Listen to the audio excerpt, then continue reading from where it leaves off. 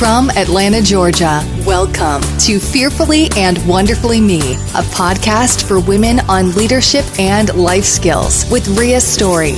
Rhea shares powerful life and leadership principles, helping you maximize your potential and become the woman God created you to be.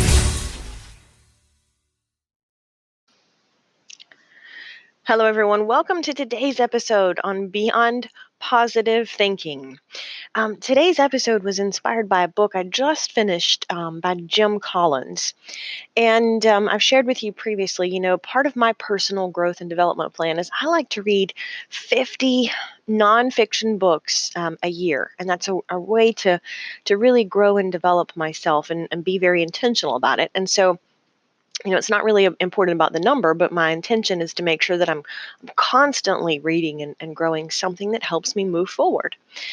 And, it's interesting because it's always, the only qualifier is it needs to be nonfiction.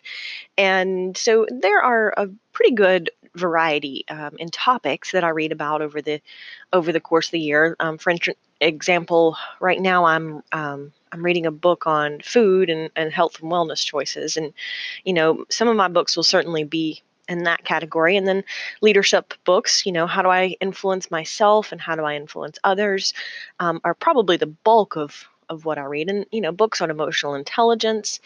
And so I have an Amazon wish list that is probably miles long of books that I want to read, I'm ready to read. And every time I get a great book recommendation, I make a very careful decision whether I jump into that book now or add it to my wish list. And I've probably got, 20 books already sitting on my bookshelf that are waiting on me to read them. And sometimes I can't really remember who recommended this particular book to me. And that's the case with this book called Beyond Positive Thinking by Jim Collins. And since I don't really remember who recommended it or what made me choose this book, I don't really remember what I was expecting. But what I was expecting was not what I got. And it's titled Beyond Positive Thinking. And so I was thinking of something along the lines of, Norman Vincent Peale's The Power of Positive Thinking, or, a book that really talks about the power of your thoughts and positivity in your life and having a good attitude. And so I picked it up kind of expecting a little bit of that type of book, talking about your thinking and attitude and positivity in your life. And I I really just didn't get as far as reading the subtitle, which was Success and Motivation in the Scriptures. So this book was really interesting in terms of talking about how to look at being successful in your life from a biblical perspective. And so there's a lot of scriptures in here, and it just completely was not what I was expecting. There's nothing wrong with the book. It just wasn't what I was expecting when I picked it up to read it. So, but like anything, when I'm reading a book or listening to a speaker or going to a conference, I'm always looking for the nuggets of wisdom that I can find, because we can all learn something from someone. And, I do read a lot and I grow a lot. Mike and I both focus on developing ourselves. And so, a lot of times we talk about there's no new principles. We've heard this principle and maybe heard it in a different way, but the concept isn't new. But you can still learn some nuggets of wisdom from somebody. And I got more than a couple of good nuggets and quotes out of this book. And I wanted to share with you a couple of really good thoughts, both in the book and thoughts that it made me think about. So there was a chapter in here on programming success in your life. And he really was talking about the difference between faith and fear, and what's similar about them, not just the difference, but what's similar about them. So I'll share with you a quote Jim Collins said in this book. Faith and fear both expect something to happen that has not yet happened. Faith produces positive results, and fear produces negative results. Fear is negative faith. You will experience negative circumstances in your life if you activate fear by speaking negative words. And I had to really stop and think about that. It's one of those I underline in red and I fold the the corner of the page down so I can come back to that quote again. And, I had to think he's absolutely right. Fear and faith are both looking forward to the future with an expectation. It's just that when we look at it and forward with a negative expectation, we call that fear. We call it worrying about something or anxious about something. When we look forward with faith, whether you are a believer or not, you can look forward to the future with positive expectations, and that is faith in the future being positive.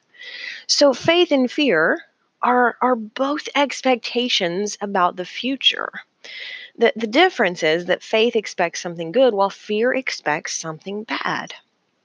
Now, when we look forward to the future and we expect something bad, we're inviting negative thoughts into our life. And that it really changes us at a subconscious level. I know in a previous episode, I talked about Caroline Leaf's research on how the thoughts we think actually cause a physiological change in our brain. And when you pair that together with Jim Collins' quote about faith and fear both expecting something to happen, it's easy to see that when we look forward to the future with fear and expecting negative things, we change the energy in our brain and our body. We physiologically create different chemical reactions in our body. And that leads to more stress and more worry. And it's interesting because it's like if we just make that little tiny switch, it almost like it takes us off course and ends up in a completely different direction.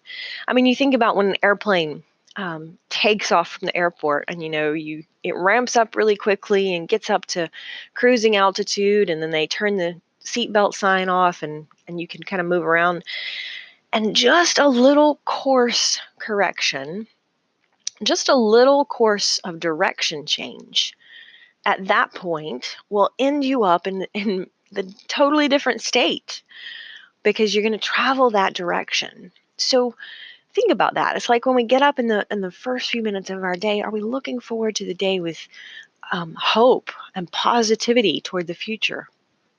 Or do we get up and we create that expectation that bad things are going to happen?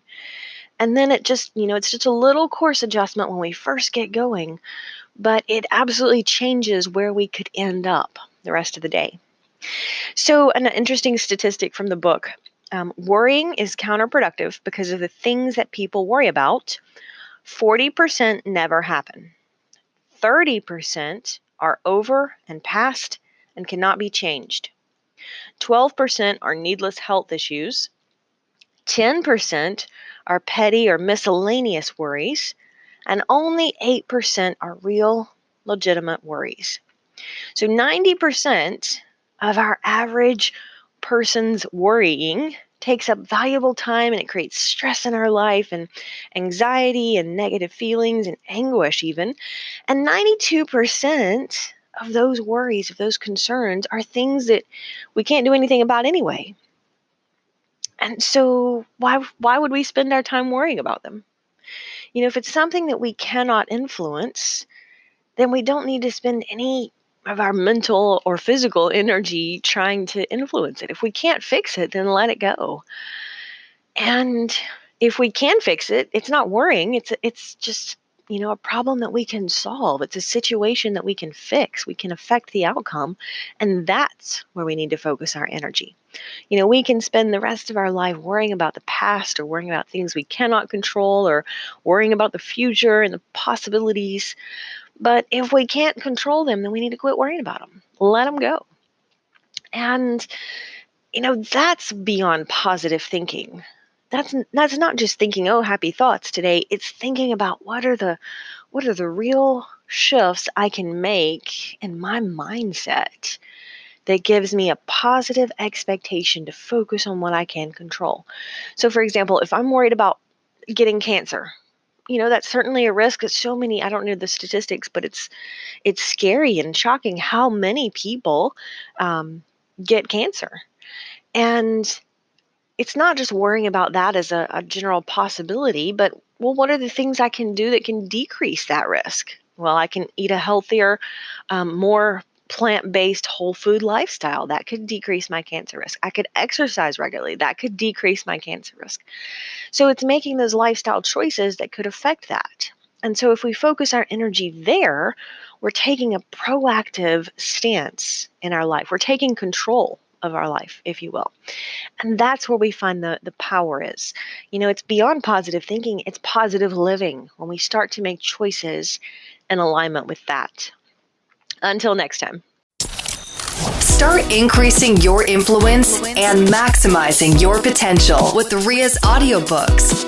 Available at audible.com, amazon.com, and iBooks. Please visit riastory.com to learn about Ria's books, resources, speaking, and training programs. Thanks for listening.